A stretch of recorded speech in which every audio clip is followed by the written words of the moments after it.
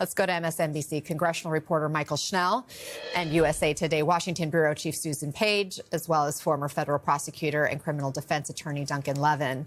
Michael, what are we hearing from the congressman? Yeah, Anna, the congressman very defiant and denying these allegations against him. So we first saw a statement from him shortly after this news broke of this allegation, saying he was actually surprised that it took so long for the president to go after him, noting that he is a top foe of President Trump. They oftentimes see each other at odds. He said he's not going to stop criticizing the president despite these allegations. He also said he has no intention of dropping a lawsuit that he has against President Trump. It was filed back in 2021. Accusing the president of inciting the January 6th attack on the Capitol. Shortly after we saw that statement, Anna, he went on MSNBC where he categorically denied these allegations, calling them false. But he also warned that this could actually come back to hurt Republicans and Trump administration officials, saying that if Democrats take control of the House next year in the midterm elections, they could drag a number of these Trump administration officials before them and ask them questions under oath. Take a listen.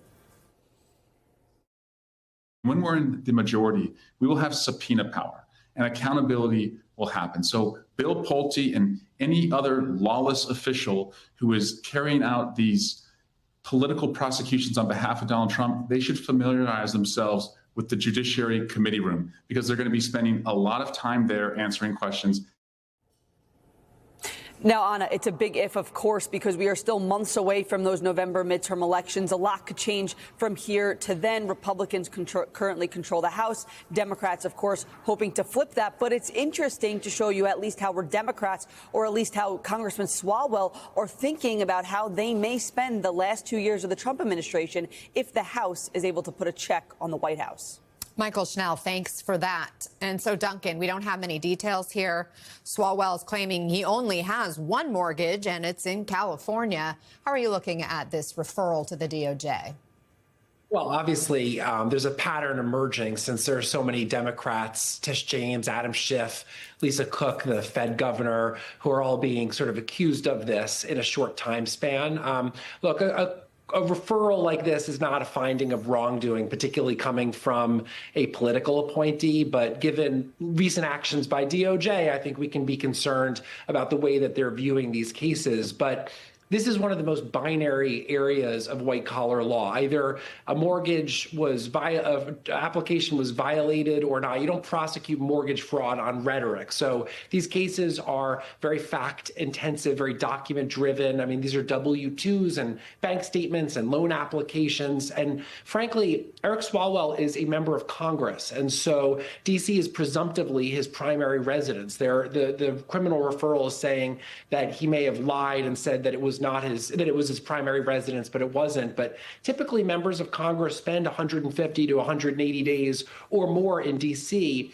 And if that's where he spends the majority of his nights during the session, it qualifies under many banks' primary residence definitions. And so there may not really be a case there. They can have a lot of rhetoric surrounding it, but this comes down to the documents. And we really just don't know what the documents say yet or whether DOJ is going to do anything. Right. And Susan, as we have already sort of laid out, there are others who've come before Swalwell here. He's now the fourth perceived political foe to face mortgage-related cases. Is this weaponization of the Justice Department?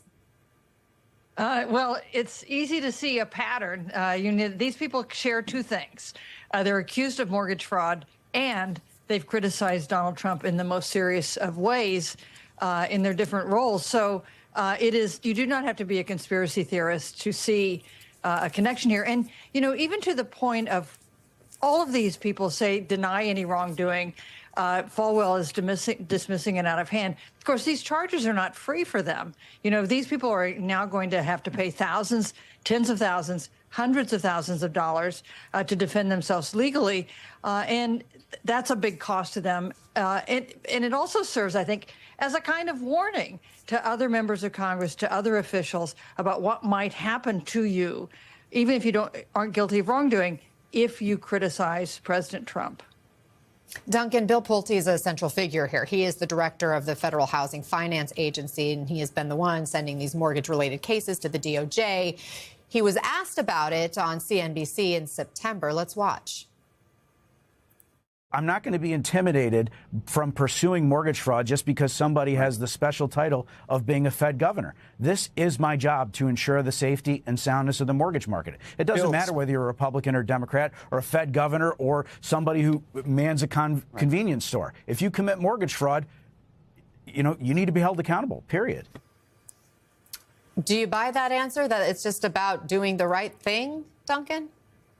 Not at all. I mean, first off, I agree that allegations of mortgage fraud have to be taken seriously, but the public should be equally concerned if criminal referrals are being used as political tools, which is so obviously what is happening here. And let's just go back a couple of months to when the DOJ dismissed the charges against New York's Mayor Eric Adams. They said, well, obviously Mayor Adams can't have these charges while he's mayor. It's going to distract from his duties as mayor. And we're trying to get rid of the politicization of, the criminal justice system. And that's exactly what they're doing here now. They're bringing all these charges against people. So I don't buy it for a second. And there's a second scandal brewing, which is the Fannie Mae Inspector General's probe into how any of these private actors are getting access to this mortgage information in the first place. So I think that's a bigger concern. To that point, the Associated Press is reporting that a top ally of Pulte allegedly provided confidential mortgage pricing data from Fannie Mae to a key competitor. And it comes as the Wall Street Journal also reports that internal watchdogs who were investigating Pulte and an ally have been forced out of their jobs. Now, I do want to note MSNBC has not independently verified this reporting. But Susan, talk to us about the significance of these new reports when it comes to checks and balances and guardrails for this administration. So this is why we have watchdogs, why we have inspectors general. The one that would be looking at this for Bill Pulte has been fired by the president. So have 24 other inspectors general in the federal government. And so you have so that guardrail isn't there. Those watchdogs are not barking. And that's why, as Congressman Swalwell said, a Democratic victory next year in the midterms that gave them control of the House. The ranking Democrat on House Judiciary is Jamie Raskin, the congressman from Maryland, who I can tell you would have no qualms about going after this issue of politicization on these prosecutions in a big way against the officials involved. Susan Page, Duncan Levin, thank you both very much.